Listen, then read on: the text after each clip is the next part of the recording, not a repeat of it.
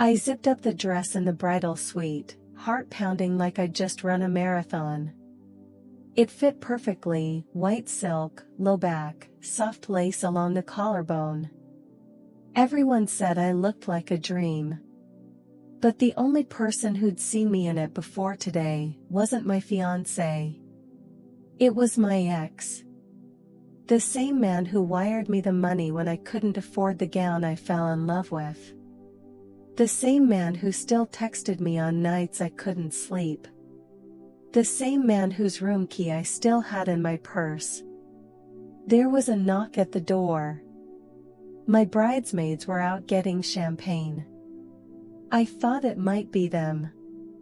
But when I opened it, there he was. Derek. Leaning against the doorframe of the hotel suite in a black suit like he belonged here, like it was his wedding. My throat closed. "I came to see what my investment looks like," he said with a crooked grin. I should have shut the door. I should have screamed. But instead, I let him in. "Before I tell you what happened next, make sure you're alone, because some secrets are too expensive to share out loud." When Derek sent me the money, it wasn't a gift. I knew it the second that notification popped up on my phone. $4,200. No message. Just his name in the sender box and that sick feeling that settled in my stomach like a weight I couldn't shake. I'd told him I found the perfect dress, told him I was short on the deposit, venting the way you talk to someone you pretend is just a friend. He didn't hesitate. He always knew how to weaponize generosity.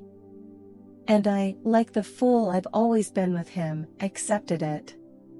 My fiancé, Ben, never asked how I suddenly afforded the dress. He didn't pry.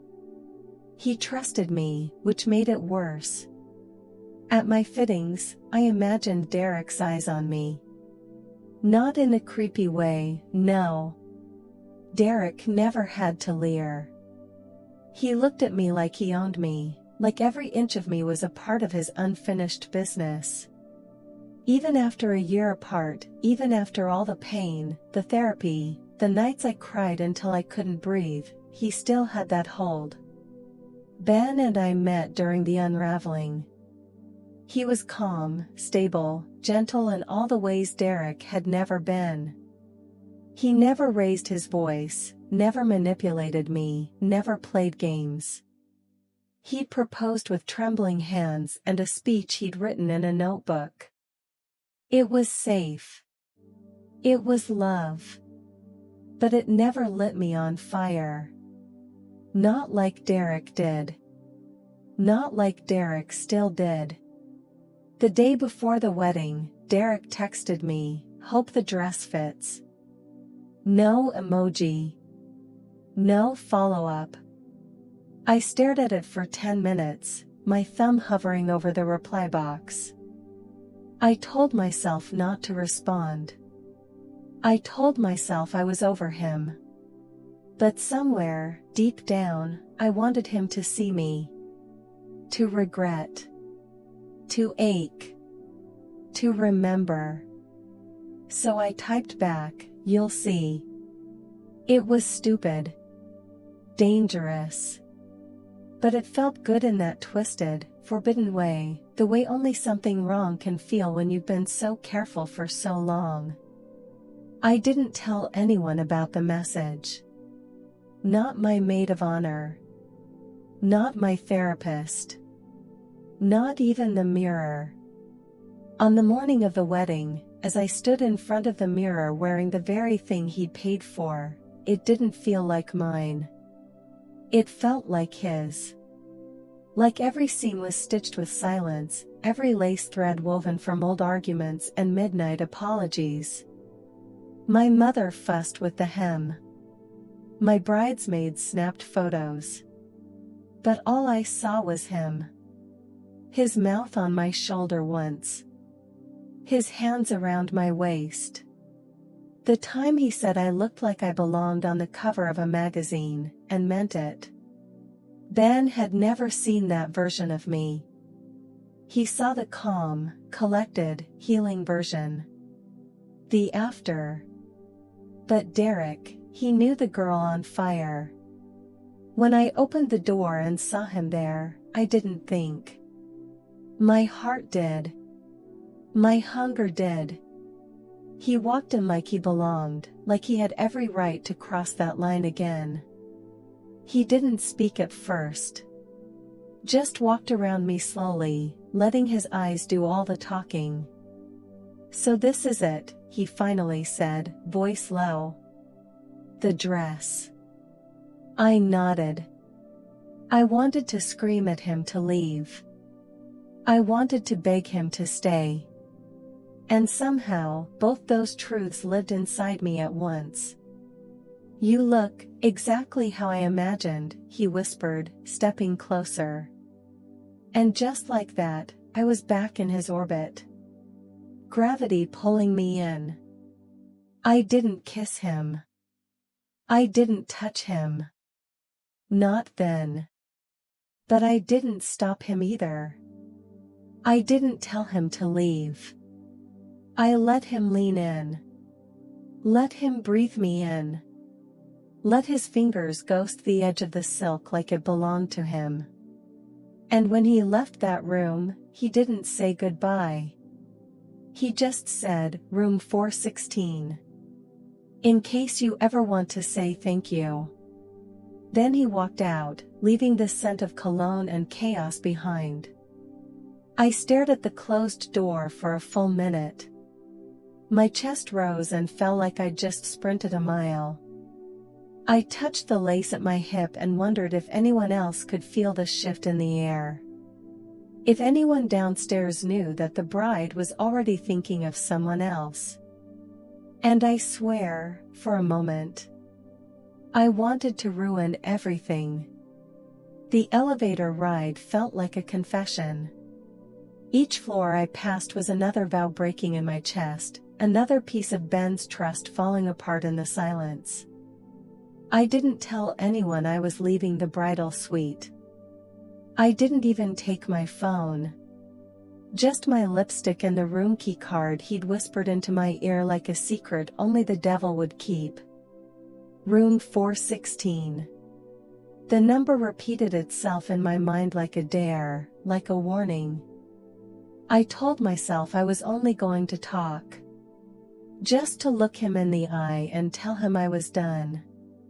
I would return to the suite stronger, resolved, grateful I didn't fall for it.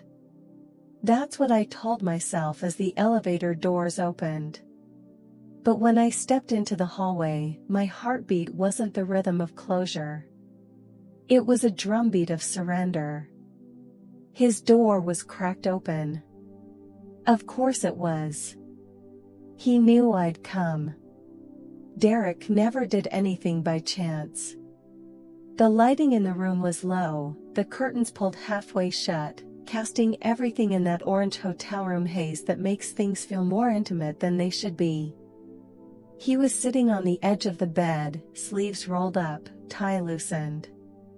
He looked up when I walked in, not surprised, just ready.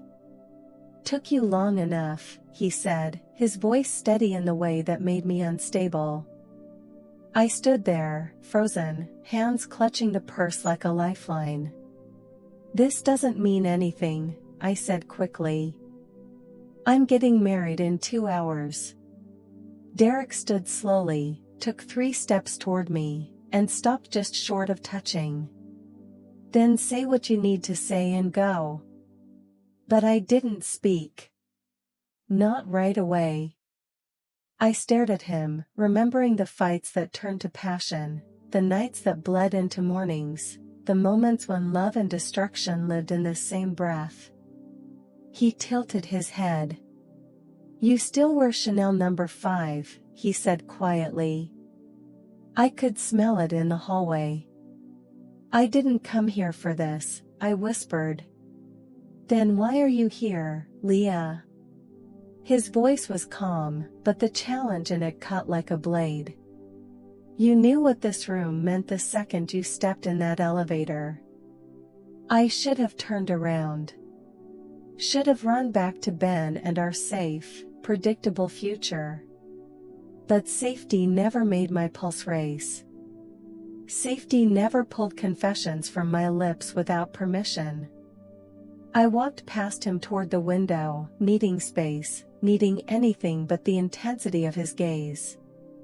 "You paid for the dress," I said, trying to reclaim some form of dignity. "So this is me, thanking you. In person. Properly." He laughed, and the sound made my spine tingle. "Properly? Is that what this is?" He stepped closer again, behind me now. I could feel the heat of him without a single touch. "I didn't give you money for gratitude. I gave it because I couldn't stand the thought of you walking down that aisle in a dress chosen by someone else." I turned, and he was closer than I expected. "You don't get to do this. You don't get to ruin my wedding." "Then leave," he said. "Walk out. Go marry your soft, quiet man. Pretend this never happened. But if you're still here in the next 5 seconds, you're not pretending anymore." My breath caught. 5 seconds. That was all it took. I counted each heartbeat like it mattered. 1. My eyes fell to his lips. 2. My fingers loosened around the purse. 3. He took one step closer. 4. My knees threatened to give. 5. I kissed him. It wasn't sweet. It wasn't romantic. It was desperation and regret and years of unfinished sentences. His hands were in my hair, mine tangled in his shirt, and for the briefest moment, I felt something terrifying, like I'd come home. But when it was over, when we finally pulled apart, the silence was louder than the act itself. I couldn't look at him. I couldn't look at myself. I backed away slowly, shaking, lips swollen, heart unraveling. "This was a mistake," I whispered. Derek didn't argue. He sat back on the bed, eyes dark, jaw clenched. "Go get married," he said flatly. "You were always better at pretending than I was." I didn't cry. Not then. I walked out of that room and made it back to the bridal suite before anyone noticed I was gone. My lipstick was ruined. My hands were trembling. But the dress was still perfect. And no one knew what it had just cost me. As I stood at the altar later, Ben's eyes locked on mine, full of love and hope and future, I felt sick. Because I wasn't fully there. A part of me was still in room 416. And the worst part? I didn't regret it. Not yet. The applause echoed through the chapel like a lie I had rehearsed for months. My hand trembled as I held Ben's, our fingers laced in a promise that, only hours ago, I had broken. He looked so proud. So in love. The kind of love that builds a life, not destroys it. But I wasn't standing there as his equal, I was standing there as a fraud. The taste of Derek still lingered on my lips.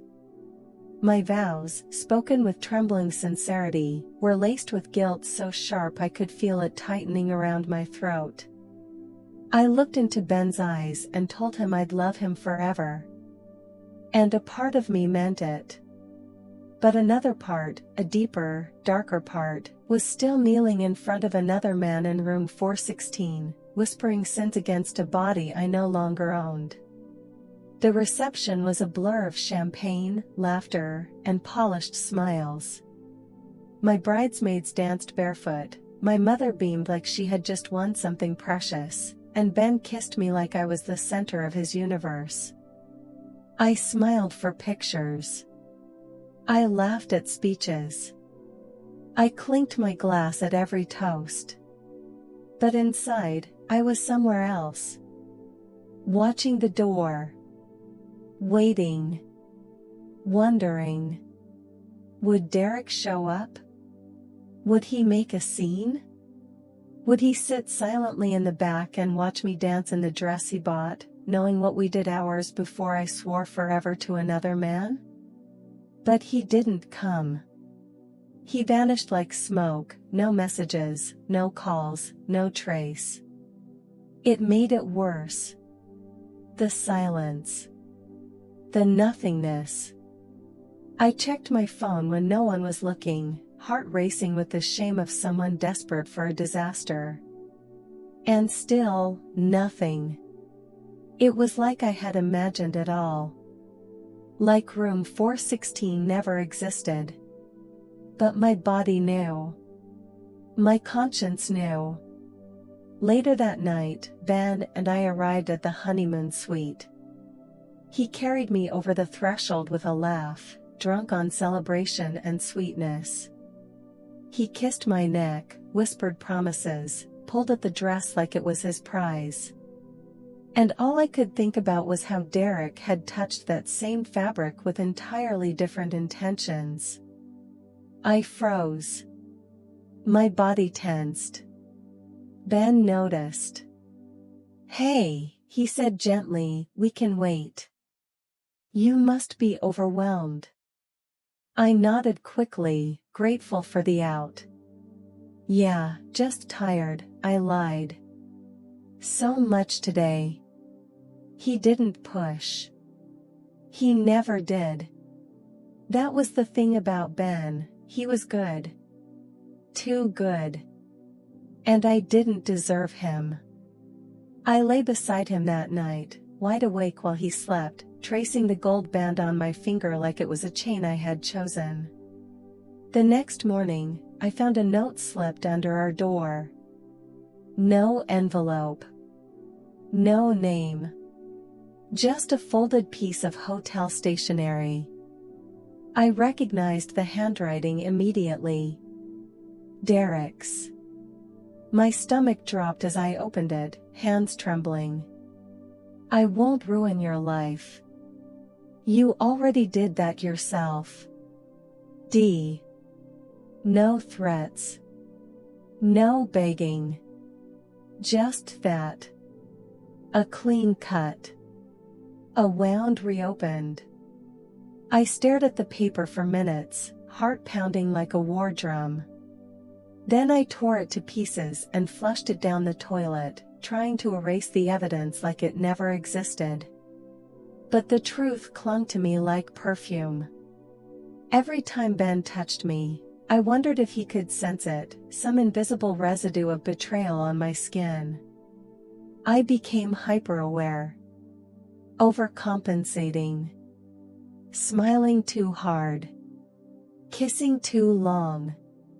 Trying to be the perfect new wife so I could drown out the imperfect woman I had been just days earlier. But perfection is heavy. And secrets are louder in silence. 3 weeks into our marriage, I saw Derek again. Not in person. On Instagram. Someone tagged him in a photo at a rooftop bar in New York. He looked good. Happy. Free. The caption read, "When exes turn into strangers again." It wasn't his post. It was a woman's. I didn't recognize her. Maybe a date. Maybe someone new. I stared at the photo longer than I should have, zooming in like a lunatic, looking for something that might hurt. And it did. It always did. That night, I drank 3 glasses of wine before dinner and tried to pretend it didn't bother me. Ben asked if I was okay. I told him I was just adjusting. "Marriage is a big change," I said. He smiled and held my hand, told me I was doing great. But I wasn't. I was unraveling quietly. The guilt didn't fade, it evolved. It didn't stab anymore. It whispered. It waited. It came to me in dreams. In flashbacks. In the way I touched my ring and wondered if it would ever feel like it belonged. And sometimes, when Ben said he loved me, I caught myself hesitating before I said it back. Not because I didn't feel it, but because I didn't deserve it. The morning I finally broke down, it wasn't dramatic. It was quiet. Ben was making coffee in the kitchen, humming some song he probably thought I loved. I was in the shower, letting the water hit my back like maybe it could wash away everything I hadn't said. And then I sat down, right there on the tile floor, and cried without making a sound. Not sobbing. Not hysterical. Just leaking.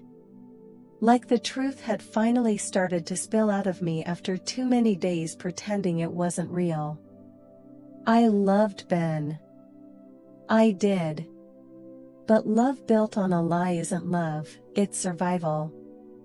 That night, I told him I needed space.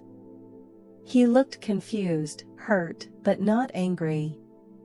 "Are you okay?" he asked, his voice wrapped in concern like it always was. I nodded and lied again, said it was stress, adjustment, nothing serious. He offered to sleep on the couch. I said yes. And as I watched him gather a pillow and blanket, guilt burned so deep inside me I thought I might vomit. I didn't tell him about Derek. I wanted to. God, I wanted to. I wanted to scream it, cry it, confess it, and let the chips fall where they may. But I couldn't. Not because I was afraid of losing him, but because part of me still hadn't decided if I deserved to be caught. I didn't know who I was without the chaos. I didn't know how to be clean. 2 months passed. We existed like roommates, polite, distant, rehearsed. We went to dinners. We smiled at friends. We had sex 3 times, and every time I closed my eyes, I saw another man. I hated myself. I hated that I'd let Derek in again. I hated that I'd let Ben believe I was something I wasn't. One afternoon, I found a package on our doorstep. No return label. Inside was a photograph. Me. In the dress. Standing in the bridal suite, just moments before the ceremony. It wasn't a shot anyone else had taken. I recognized the angle, it was from the hallway. Through the crack in the door. My breath caught. On the back of the photo was a single sentence. "You were always yours first. You just forgot." No name. No date. But I knew. I stared at that picture for hours. At the way I looked at myself in the mirror. The way my smile was half lost and my eyes looked haunted. Derek saw it. He always did. He saw me in ways Ben never could. That was the curse. The sick irony. Derek knew who I was, and wanted me anyway. I burned the photo. Not out of rage. Out of desperation. Because keeping it meant remembering. And remembering meant wanting. And wanting would ruin everything. A week later, I asked Ben for a separation. He didn't yell. He didn't cry. He just sat there, stunned, as I explained I needed to find myself, figure out who I was outside of being his wife. He asked me if there was someone else. I said no. And that lie almost killed me. I moved into a small apartment downtown. No ring. No framed wedding photos. Just me, and the echo of choices I couldn't undo. I didn't talk to Derek. I blocked his number. I deleted every message. But I still walked past the hotel sometimes. Room 416 burned into my memory like a scar I couldn't stop tracing. People asked what happened. Friends, family, my mother. I told them we grew apart. That I needed air. That I wasn't ready. All of it was true. But none of it was honest. Because the truth is, I didn't lose Derek.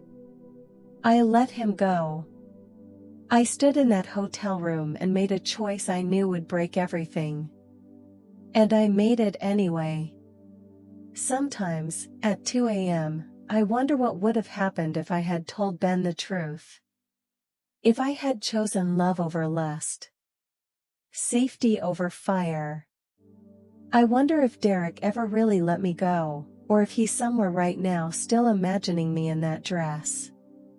But mostly, I sit with the silence I created. The loneliness I earned. The heartbreak I didn't suffer, but caused. And if you ask me if I regret it, I'll tell you yes. And no. And both. Because the worst part of betrayal isn't being found out. It's realizing you betrayed yourself first.